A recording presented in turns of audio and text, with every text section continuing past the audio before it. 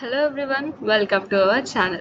I am N. Rama Banu, pursuing BTech first year in the Department of CSE in Sri Vishnu Engineering College for Women, Bhimavaram.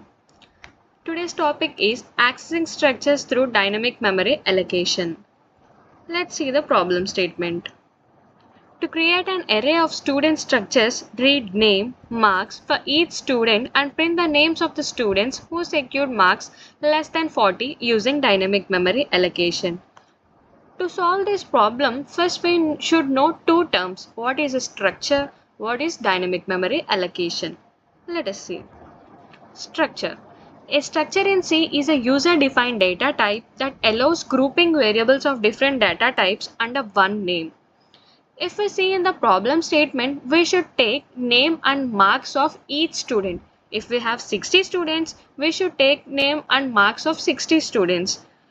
That means every student has similar properties, name and marks. So we can make a structure of it.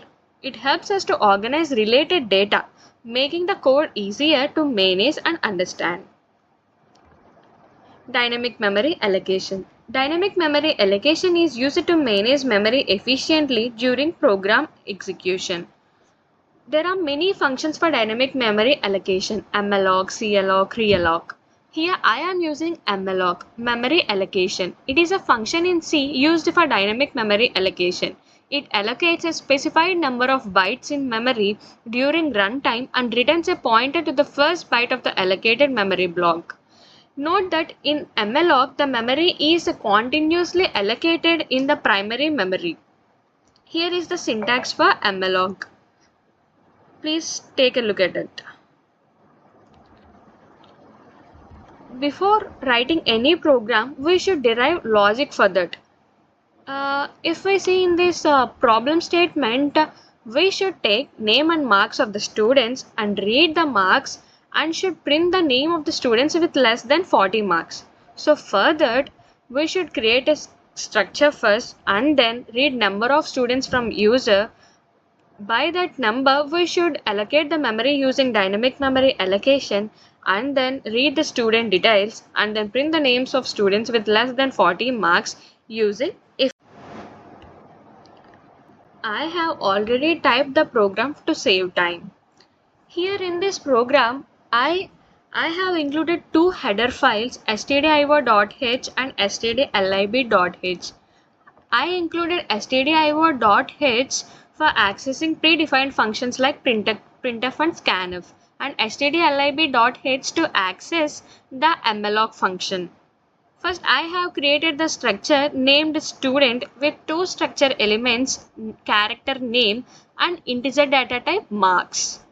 I have opened the main function, int main function, and I have declared two integer variables int n comma I. I have declared n for storing number of students and I as a counter variable. I asked the user to enter the number of students and store the data of number of student in n. Here is the part of dynamic memory allocation. As we see in the syntax, struct student is the data type. I used the students as pointer. The pointer name is students. Here the data type casting is struct student. Here this is the important part. Here we should allocate the memory for n students. That means n into memory of each student, right? Here the size of student structure is equal to the sum of individual sizes of structure elements. That means character name 20 means 20 bytes. Int marks means 4 bytes. For each student's total 24 bytes of memory should be allocated. For n students, n into 24 bytes is required. So I here gave it as n into size of struct student means student structure size. Because in structures the size is maybe differs, maybe varies because due to padding. It may be greater than or equal to 24 bytes in this example. So I have set to the compiler to calculate the student structure size and to multiply with number of students, so I can get the total memory should be allocated. So sometimes this continuous memory may not be available in the primary memory. At that time the memories will not be allocated. So we should, as a programmer, we should know does the memory is allocated or not, right? So if the memory is not allocated, the compiler will return null to the pointer variable.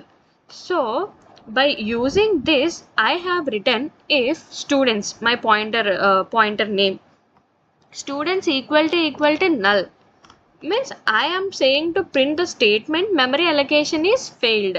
So I can know that whether the memory is allocated or not, and then to exit the program. If the memory is allocated successfully, I should take the details of the students, right? For that, if I have 60 students in my class, I should take 60 students details. I can't write 60 to 120 printf statements, right? So for this, I have taken a loop. For this, I have used for loop.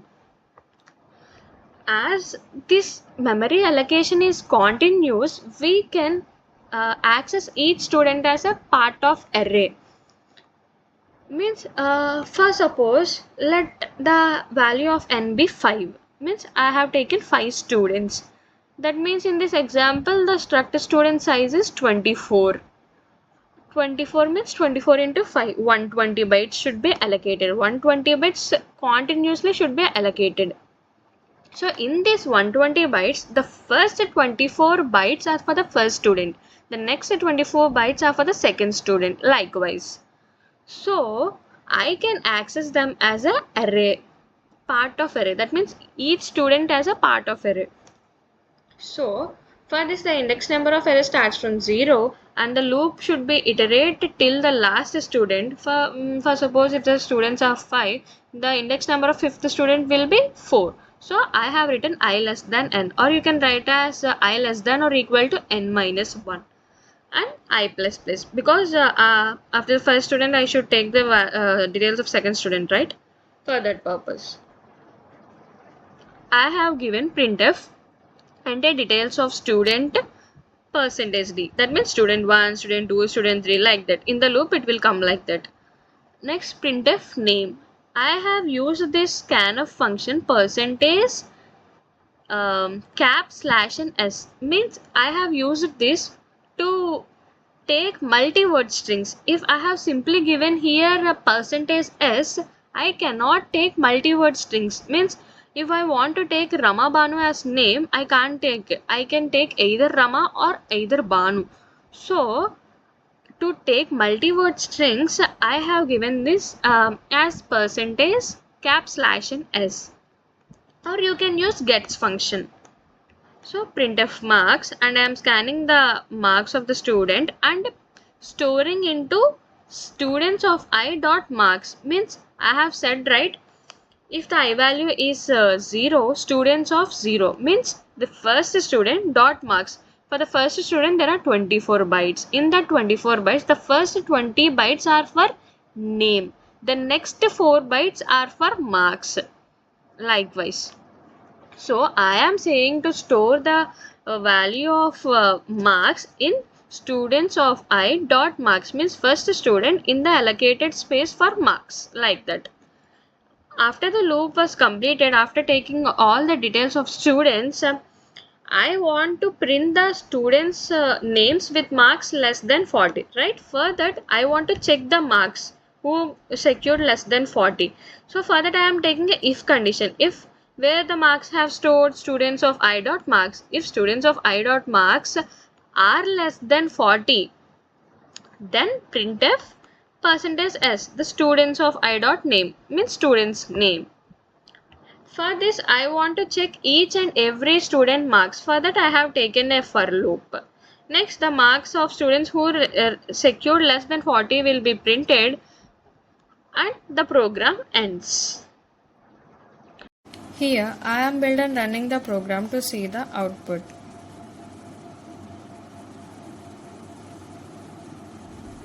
Here is the output screen and I am giving the details. After giving the details, the output screen is like this. See that I have also given multi-word strings like Sumavarshita. The output is students with marks less than 40, Banu, Sumavarshita, Navya and Kirtana. This is the correct output, right? Yes. Let's see a challenge question. Define a structure book with the following members: title, author, price. I have the constraints as string of maximum length 100, string of maximum length 50. So you should give the length as follows. And to write a C program that creates an array of 3 book structures, read details of each book from the user, displays the details of books with a price greater than 500. So you will get the prices details from the user, right? So the books which are having price greater than 500, you should print the details of that particular book. That is the challenge question. Thank you. I'm Sindhu from CSE department. My question is to print the initials of a name with the surname. First, we have to give our full name in the form of a string. Here, our task is to print the initials of a name in short and surname in full. For example, if we take a name Yashwant Kanetkar, then we have to get output as y.kanetkar. Here is the program. Here we have to write 2 header files. One is as common we all write in every program has include stdio.h. Here we also include string.h because we use string functions in this program. And we have to initialize 2 character variables. One is for initial and one is for surname. And we also initialize I. And next, going to the printf statement, we have to first print our full name with initial and surname. For initial we are using scanf, and for surname we are using h of s. We can also use scanf here, but when we use scanf, it prints only one word when there are 2 words. If we use gets, we can print both words. And now we are using a loop to get the first letter of the initial. Here strlen of f means size of f means size of initial. If the size of initial is 5, it has to decrease up to the /0. Then we can get the first letter of the variable, first letter of the initial. As we can see in the output, as first we discussed about Yashwant Kanetkar. Now we can get the output of y.kanetkar. So this is our program.